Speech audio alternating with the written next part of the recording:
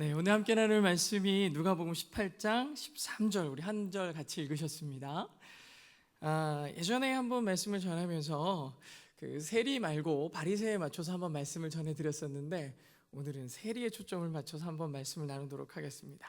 우리 옆에 계신 분들에게 이렇게 인사하겠습니다. 그래도 하나님은, 일단 저부터 인사하겠습니다. 저 스스로에게 하나님은 나를 사랑하십니다. 근데 앞에가 중요합니다. 그래도 하나님은 나를 사랑하십니다. 옆에 계신 분들에게 그래도 하나님은 당신을 사랑하십니다.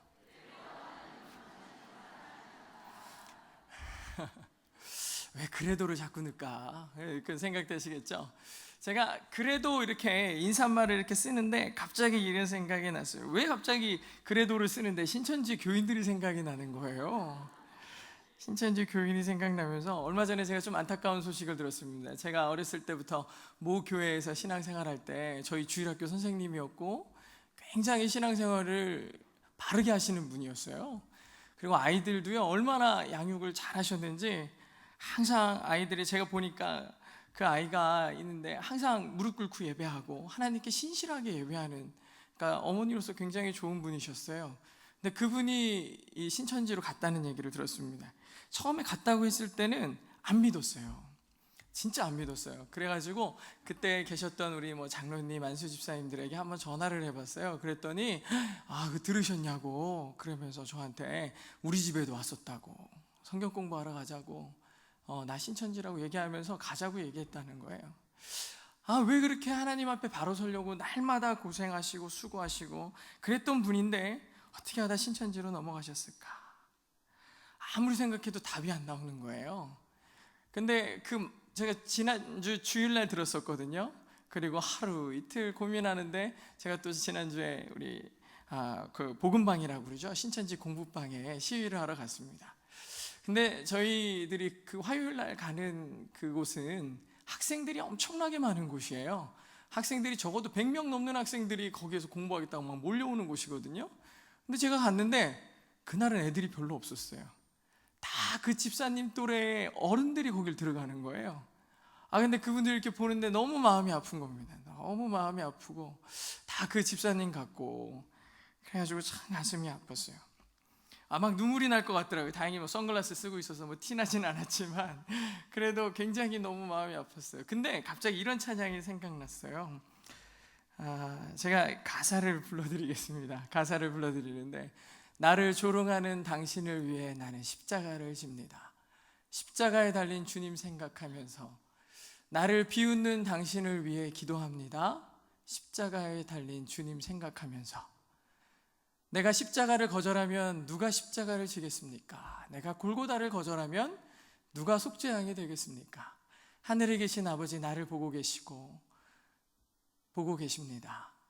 그 다음에 후렴구가 이겁니다. 너는 구세주 아닌가? 십자가에서 내려오라. 외치는 그들을 주님은 물끄러미 바라보셨네. 이게 아주 오래된 찬양입니다. 20년도 넘게 오래된 찬양인데, 갑자기 그분들이 이렇게 들어가면서 저를 얼마나 멸시와 조롱의 눈빛으로 쳐다보는지 몰라요. 에이구, 또 왔네 막 이러면서, 아마 거기 이렇게 한번 서보셨던 분들은 다 아실 거예요. 얼마나 저희를 이상하게 보는지. 저희가 진짜 신천지랑 싸우겠다고 갔으면 아마 못할 것 같아요. 근데 거기 들어가는 분들이 너무 안타까운 거예요. 제가 그런 눈빛으로 쳐다보면 싸우자고 덤볐을 것 같은데, 그날은 진짜 그분들 한 분 한 분 보는데 너무 마음이 아프더라고요. 그러면서 교회 와가지고 다시 검색을 해봤어요. 검색을 해봤는데 이런 기사가 있더라고요. 지난 7월 17일 신천지 12개 지파 중에 광주에 있는 베드로 지파 한 곳에서만 신학원을 졸업하는 학생이 6,326명. 우리나라의 신학과를 졸업하는 정규 대학의 기존 정통학과의 신학과를 졸업하는 총 학생 인원이 6,000명이 안 됩니다. 근데 신천지 12개 지파 중에 이 베드로 지파, 광주 지점이라고 해야 되나요? 이거 뭡니까? 광주 지파에서만 졸업하는 사람이 6,300명이 넘는 겁니다. 얼마나 많은 크리스찬들이, 얼마나 많은 사람들이 이 사단의 소굴로 빨려 들어가고 있는지 모릅니다. 여러분, 가슴 아프지 않습니까?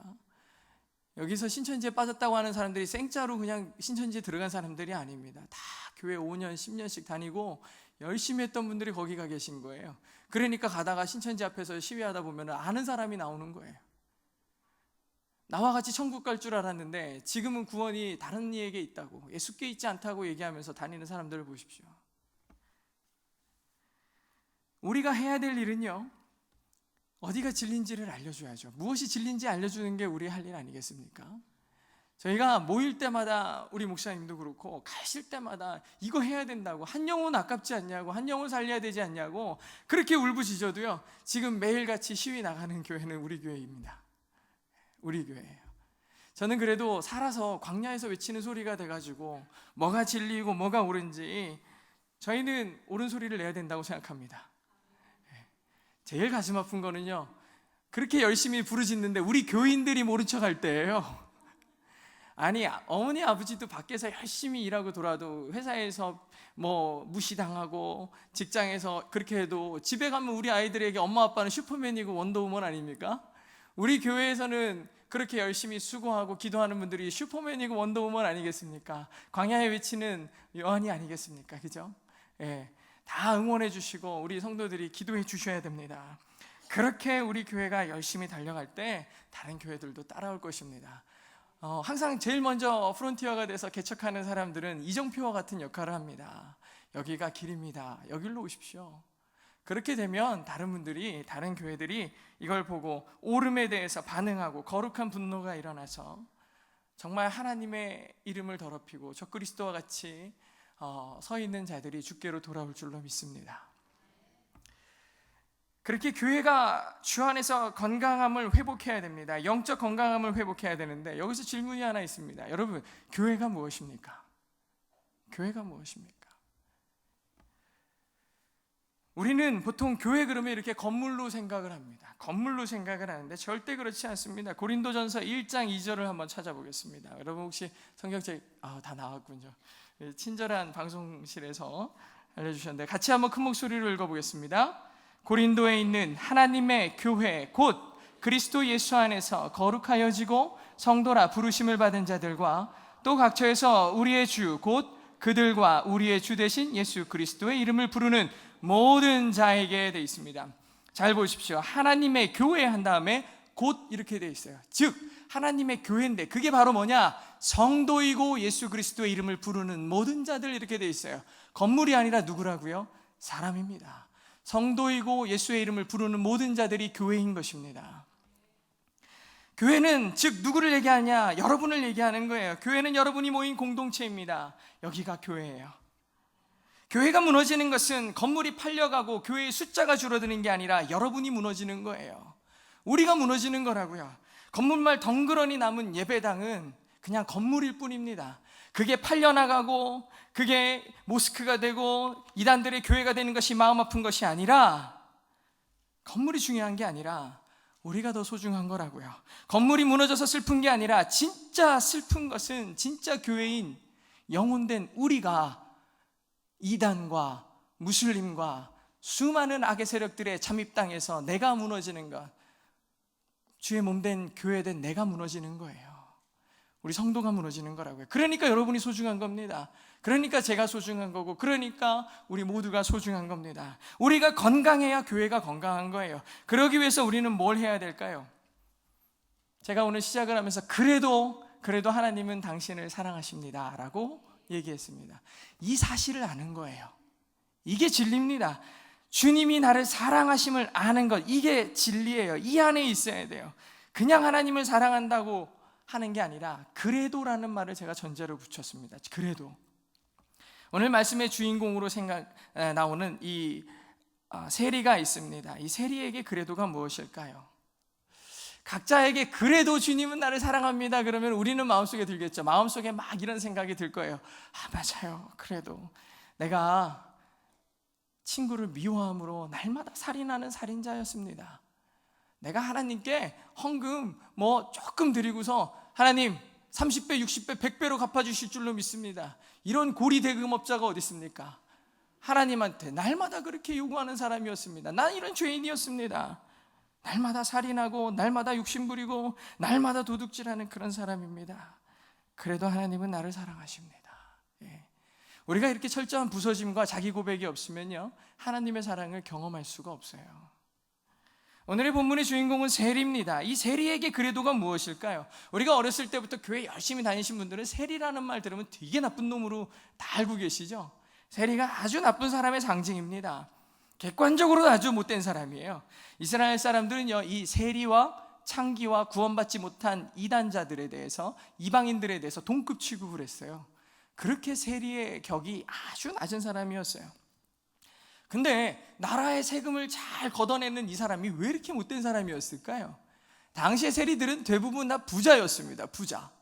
부자였는데 왜 부자였냐 보니까 자기와 똑같은 백성들의 피를 완전히 뽑아먹는 사람들이었어요. 만약에 로마에서 100원을 세금으로 내라 그러면은 세리는 1000원을 걷었어요. 1000원을 걷어서 100원 내고 900원이 자기께 되는 겁니다. 세리는 월급이 없었거든요.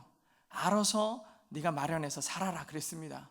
아마 처음에는 정직한 마음으로 우리 민족이니까, 같은 민족이니까 하면서 정직하게 걷었을 수도 있어요. 근데 조금 걷으나 많이 걷으나 욕먹는 게 똑같으니까 그냥 확 많이 걷는 것 같아요. 그래서 세리들이 시간이 지남에 따라서 더 악독해지고 더 불순한 부를 축적하기에 마련이었습니다. 그래서 세리는 이 민족의 공공의 적이 됐습니다.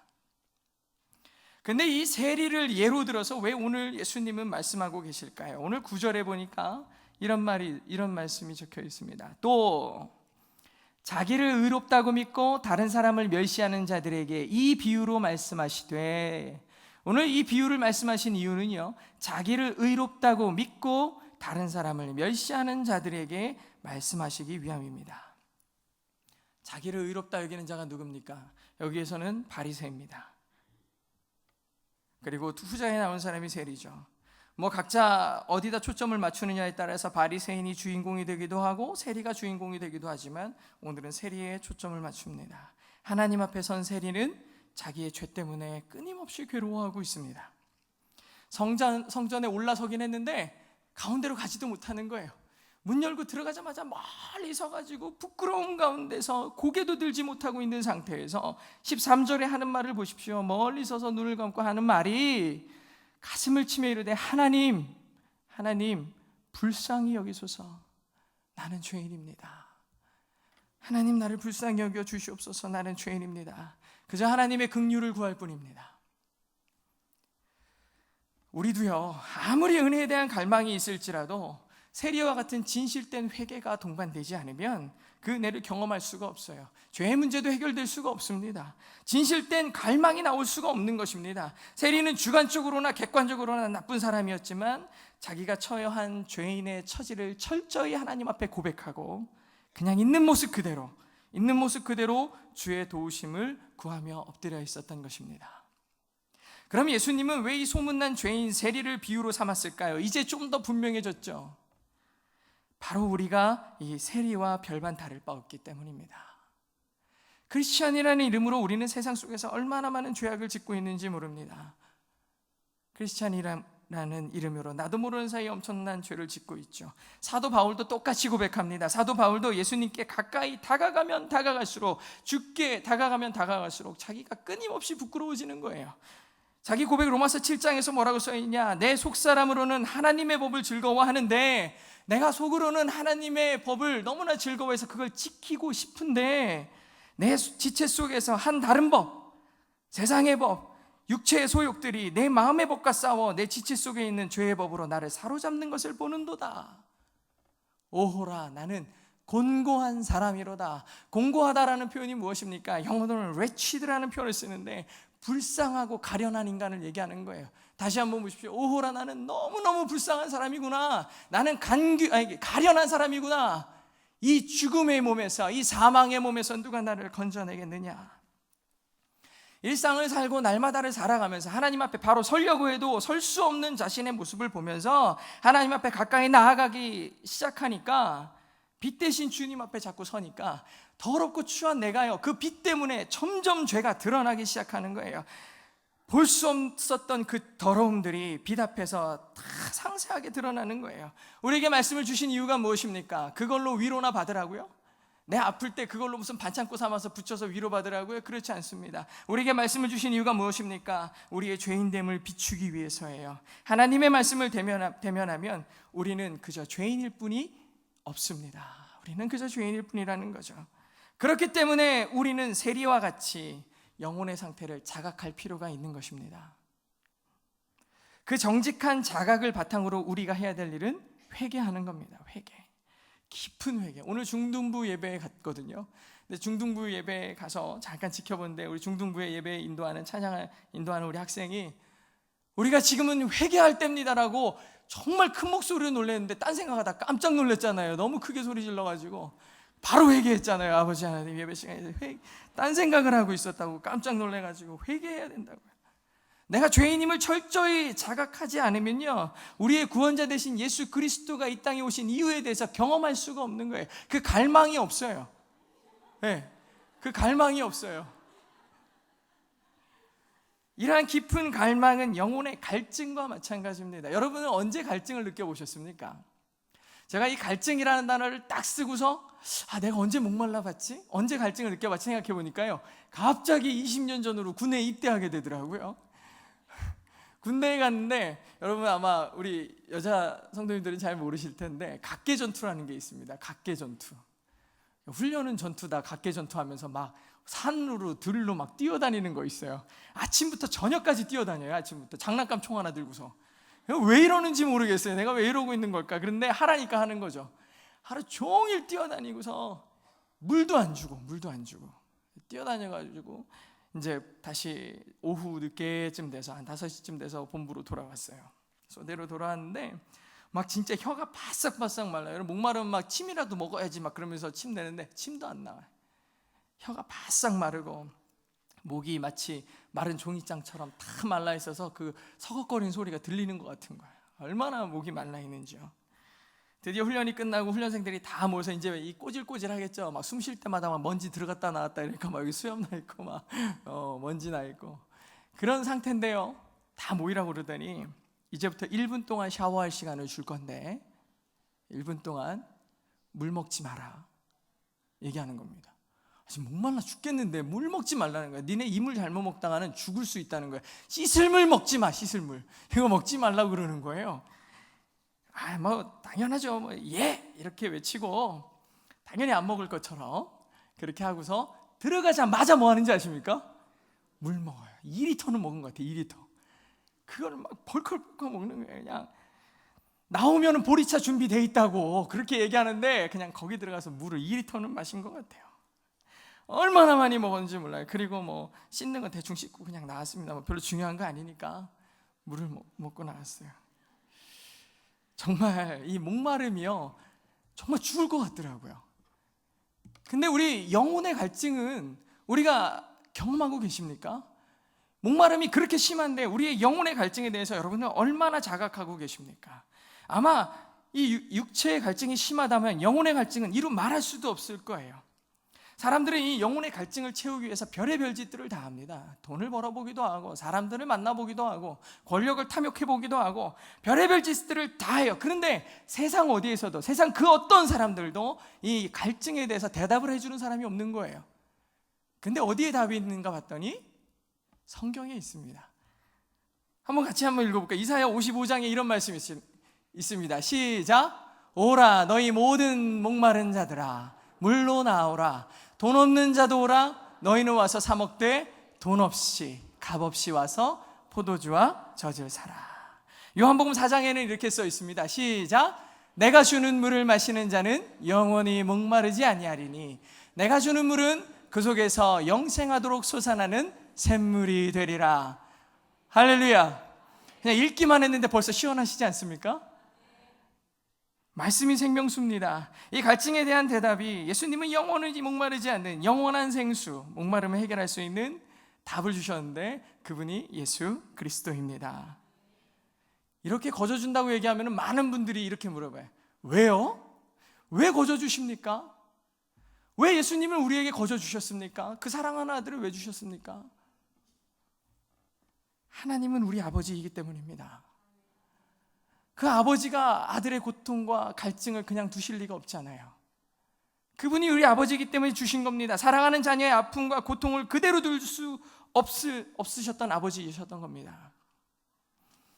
그럼에도 불구하고 사랑을 못 느끼고 있어요. 나는 아직도 하나님의 사랑을 못 느낍니까? 그러면 가슴을 치며 세리와 같이 애통해야 돼요. 이 하나님의 은혜를 잊은 이 강팍한 내 마음을 치며 이 영혼의 고갈 상태가 있을 뿐임을 알고 그 상태로 회개하며 나가야 되는 겁니다. 내 교회가 무너져가고 있음을 한탄하며 회개하며 나가야 된다는 거예요. 그렇게 하나님의 은혜를 갈망하는 기도를 할 때 놀랍게 부으시는 하나님의 은혜가 있을 줄로 믿습니다.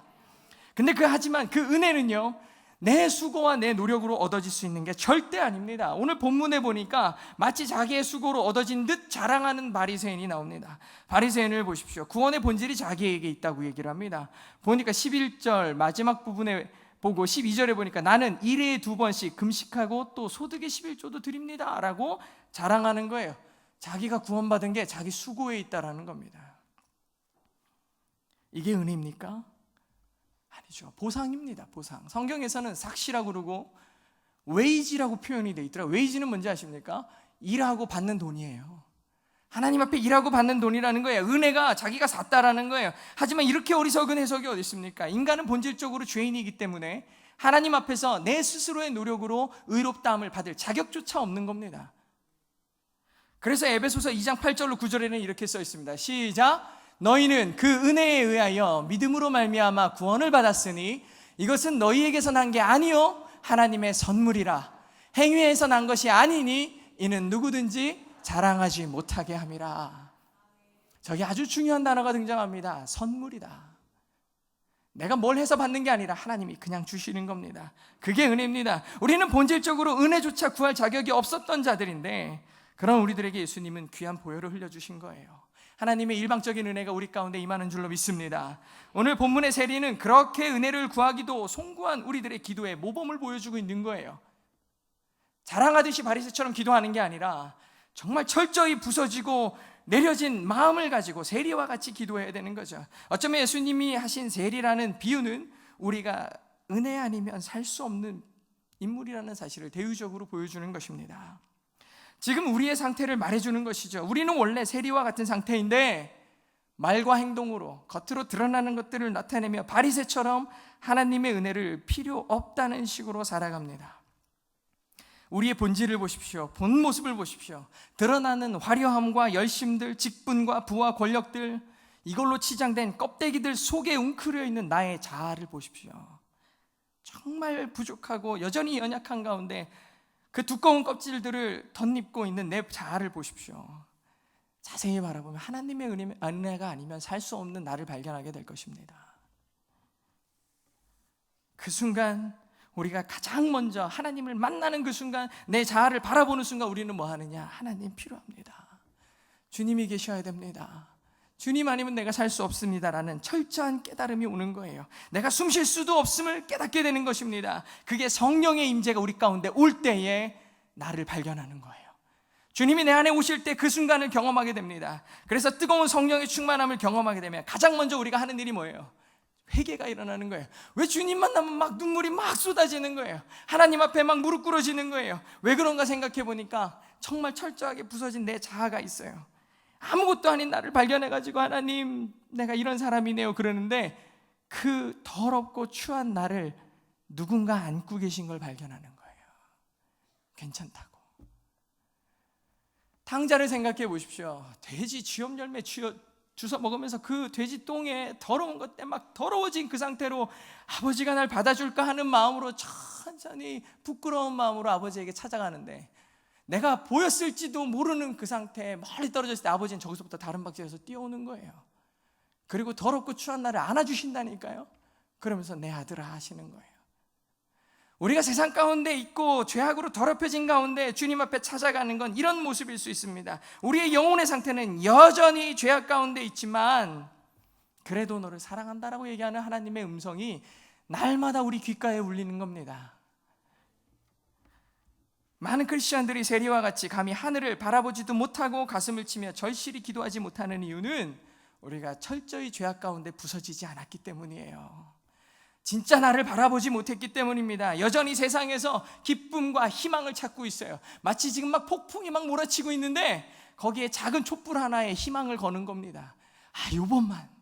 이번만 잘 되면 내가 교회 갈게. 이번만 뭐 하면은, 그 희망 같지도 않은 희망에 거기 나 자신에 매달려 가지고 그것 때문에 신락 같은 희망으로 하나님을 무시하고 교회를 무시하고 하나님 앞에 서지 못하는 나를 보지 않습니까? 여전히 세상을 더 의지하고 계십니까? 여전히 하나님보다 세상과 하나님을 저울질하면서 하나님을 버리고 세상으로 달려가십니까? 인간의 본연의 죄악은 늘 그렇습니다. 하나님보다 세상을 더 사랑한다고. 하지만 우리 안에 있는 교만함과 인간적 자만감이 완전히 무너지면 하나님의 은혜만이 살 길임을 깨닫게 되는 것입니다. 그렇기 때문에 간절히 기도할 수밖에 없습니다. 그렇게 간절히 기도하는 여러분 되시길 축복합니다. 그게 축복입니다. 하나님 앞에 무너지는 게 축복이에요. 세리는 분명 하나님 앞에서나 세상에서나 죄인이었지만 그의 진실된 회개와 은혜가, 그 절대적인 갈망이 하나님의 위로가 되었던 것입니다. 예수님이 이 세리에게 뭐라고 말씀하시느냐? 누가복음 18장 14절에서 내가 너희에게 이르노니 이에 저 바리새인이 아니고 이 사람이 의롭다 하심을 받고 그의 집에 내려갔느니라. 무릇 자기를 높이는 자는 낮아지고 자기를 낮추는 자는 높아지리라. 물론 우리 사랑하는 성도들이 이미 이 놀라운 체험을 경험했을 것이라고 믿습니다. 하나님을 만나는 그 체험, 우리의 첫사랑이라고 하는 거 다 경험하시고 그 뜨거움들이 마음속에 있으실 거예요. 하지만 지금도 여전히 그 성령의 능력을 덧입고 계십니까? 여전히 두나미스 하고 계십니까? 이런 성령의 충만함이 우리 가운데 여전히 불타오르고 있느냐 말씀입니다. 우리가 성령으로 받았다면 그 성령의 그 두나미스한 성령의 불타오름이 우리 가운데 충만해져서 소멸하지 말아야 됩니다. 성령의 충만함을 입은 자들에게는 날마다 예수의 향기가 있어요. 왠지 아십니까? 예수께서 우리와 함께 하시기 때문이죠. 사람의 냄새, 세상의 소욕의 냄새가 아니라 예수의 향기를 바라는 우리가 되어야 되는 것입니다. 그렇게 주님이 동행하는 삶을 살고 주님이 함께 하시는 삶을 살아가는 자들이 축복된 자들입니다. 이런 은혜의 갈망이 없이 그저 예수를 믿기로 결심만 하고 한번 가보지 뭐, 한번 믿어보지 뭐 하면서 교회에 나와가지고 하나님을 도구화하고 기도하면 응답해 주시는 분이 그분 아니야? 그러면서 하나님을 이용하기에 바쁜 사람들에게는 악취가 나는 거예요. 그냥 교회에 나오는 거에 바쁜 사람들, 그냥 주를 믿어보자고 결심하는 것과 그로 더불어 사는 것은 엄청난 차이가 있습니다. 저 사진의 제목은 그겁니다. 딸셋과 어머니의 기도. 크리스천의 삶의 고백은 그들의 인생이 평탄할 때도, 시련과 고난이 와도, 모든 상황 가운데서도 예수님을 향한 그 첫사랑, 그 성령의 충만함이 흔들리지 않는 사람입니다. 날마다 더 새로워지고 날마다 주님 앞에 바로 서기를 원한다는 기도가 끊이지 않는 거죠. 그래서 그 삶의 입의 고백은 은혜로다, 주의 은혜로다, 그 한량없는 은혜로다. 내가 이런 사람입니다, 저런 사람입니다 얘기하다가도, 내가 죄인임을 다 얘기하다가도 그래도 그 그래도가 다시 한번 해석하면 뭐냐? 오늘 말씀의 제목입니다. 은혜로다. 우리의 그래도는 은혜입니다. 여러분은 언제 그 첫사랑을 경험했습니까? 왠지 주님이 나와 함께 하시고 내 마음을 만져줬던 때를 묵상해 보려고 그러니까 기억이 안 나. 제가 제자 훈련하면서, 사역 훈련하면서 우리 지체들에게 물어보면은 그때요? 중학교 1학년 때인가 2학년 때인가 초등학교 때인가. 여러분 그거 자꾸 생각하려고 하지 마십시오. 그러면 더 비참해져요. 바로 지금이 은혜 받을 만한 때인 줄로 믿습니다. 바로 지금이 우리의 마음을, 우리의 심장을 뛰게 만드는 시간이 될 줄로 믿습니다. 바로 지금이 세리와 같이 가슴을 치며 통회할 때 성령이 내 마음을 감동시키는 내 인생 최고의 순간이 될 줄로 믿습니다. 바로 이 순간이 하나님의 은혜를 갈망할 시간입니다. 어제보다 오늘이 더 충만하고, 오늘보다 내일이 더 충만하고, 내일보다 그 다음 날이, 그래서 내 인생 마지막 그 순간이 하나님의 은혜가 가장 충만한 믿음의 성도 되시길 주의 이름으로 축복합니다. 마지막 찬양은 이렇게 찬양하려고 합니다. 우리 사랑합니다 나의 예수님. 제가 얼마 전에 어떤 설교를 듣는데 마지막에 이 찬양을 하시더라고요. 이것 가사가 얼마나 단순합니까? 사랑합니다 나의 예수님. 그냥 이렇게 말만 했는데 우리의 마음을, 우리의 심장을 뛰게 만드는 시간이 될 줄로 믿습니다. 바로 지금이 세리와 같이 가슴을 치며 통회할 때 성령이 내 마음을 감동시키는 내 인생 최고의 순간이 될 줄로 믿습니다. 바로 이 순간이 하나님의 은혜를 갈망할 시간입니다. 이렇게 고백하는 주님, 여러분 그 음성이 들리십니까? 오늘 이 밤에 꼭 그분의 음성 들으시고 삶의 위로를 받으시길 주의 이름으로 축복합니다. 이번 주에 저희가 부흥축제가 있습니다. 부흥축제를 통해서 저희가 주님 만나기를 진심으로 원합니다. 내 삶이 A에서 B로 바뀌면서 죽음의 고개비를 넘기고 가난이 부함으로 바뀌고 이런 것들만 간증이 아니라 어제와 오늘이 별로 다르진 않은데, 내가 어제는 주님이 나와 함께 하시지 않으셨는데 오늘은 주님이 함께 하시니까 세상 모든 게 축복으로 바뀌는 놀라운 역사가 일어나는 거예요. 그냥 옆에 있는 사람을 봐도 그 사람 때문에 너무 행복하고 그 사람 안에 있는 주님을 발견해서 너무 행복해지는 거죠. 그게 얼마나 큰 축복입니까? 사랑합니다, 나의 예수님.